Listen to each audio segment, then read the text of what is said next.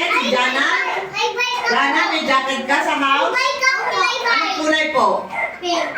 Wow, ganda. Yes. Listen to teacher. Okay. Listen to teacher Maribik. Letter J.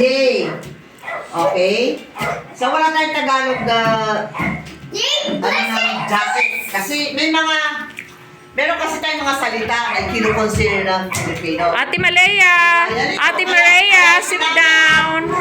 Listen to teacher Maribik. Kaya sinama to sa alphabet ng Filipino kasi they are madalas nang gamitin bilang salitang Filipino, no? Now, Thank you, Ate Jana. Behave si Ate Jana. kilala sa letter J. Nak, sit down. Dali na po, sit down. Maria.